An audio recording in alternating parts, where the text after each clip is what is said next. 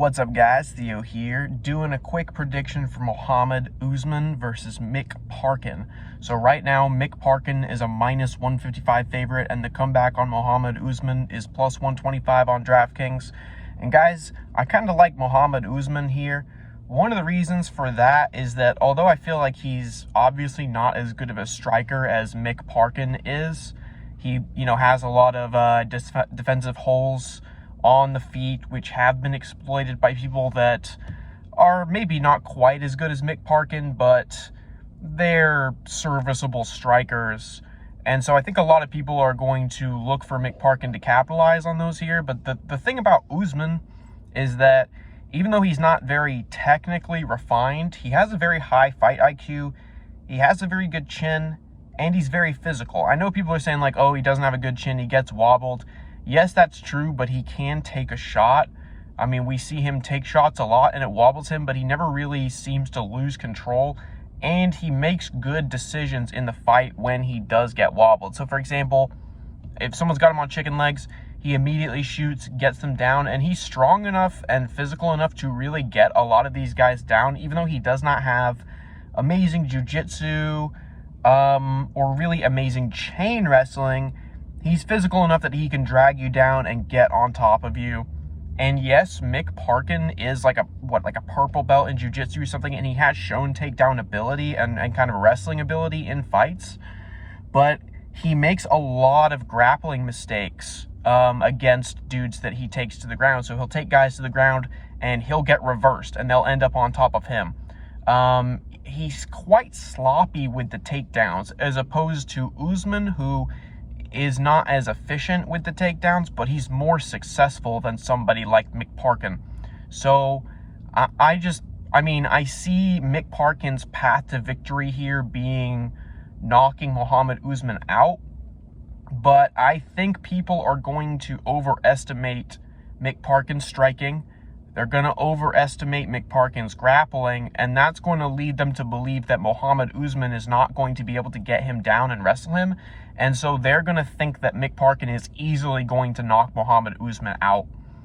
And I just don't really see that being the case. Yes, Mick Parkin has pretty good timing, but for heavyweight, he really does not have much sting on his shots. He doesn't seem to hit very hard, and he is incredibly slow. He is one of the slowest fighters in the UFC. So forward plodding, no movement, just allows his opponent to stand right there in front of him so that he can hit them with these kind of really basic boxing fundamentals, which again, he's good at, but he's not amazing. He's no Tom Aspinall. And the thing about Mick Parkin is he's the exact type of dude that people are going to overestimate them because he seems to be just a very popular guy. And you kind of see that a lot in the UFC, man. A lot of people get misguided with their bets, betting on dudes because they kind of really like the guy or they like something about his story or something. It happens at heavyweight a lot, actually. I saw it happening with Chris Daukaus a lot. Like, I noticed that the Daukaus brothers, they were like really popular for some reason, even though they weren't really super high level fighters. So sometimes these fighters are just able to like curry favor with audiences for some weird offshoot reason.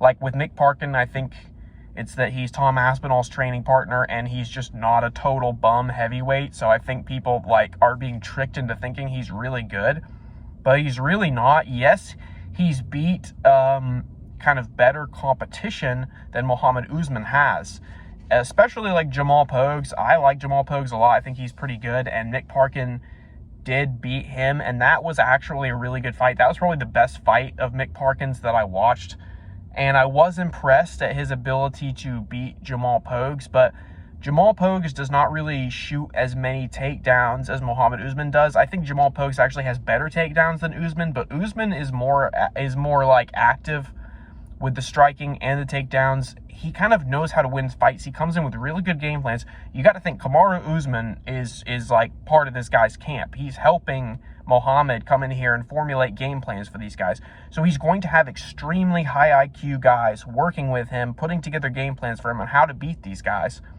And I think the raw physical ability, a great game plan, I feel like Mick Parkin is a very beatable heavyweight. I don't think he's this next dude on the rise. Could he knock out Mohammed Usman here? Yeah, he's got the timing on the feet to do it if he really catches Mohammed Usman on a bad day. But again, he just doesn't have enough sting on his shots. He catches dudes straight clean. He's not very athletic, man. He's just kind of like a really big, flabby dude. And, yeah, I just think that this should be a completely 50-50 fight, to be honest with you. And Usman is a plus 125 favorite. And again, I think the market is going to overestimate Mick Parkin here a lot. So I could see him being the guy that, like, fucks up everyone's parlays. I'm sure he's not going to be an unpopular pick this week. I think a lot of people are going to be on Mick Parkin.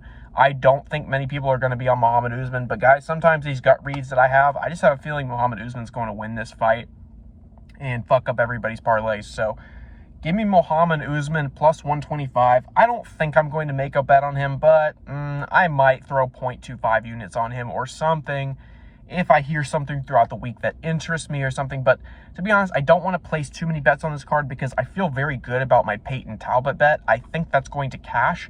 And why would I sacrifice profit that I think is like somewhat guaranteed? Maybe not guaranteed, but I feel way better about making profit on him than I do on any of the other spots on this card. So I'm not just going to throw out bets on low-level heavyweights and potentially lose myself value on the bets that I really like. That being said, Usman will be the pick here, guys. Keep it locked in. More picks coming later this week.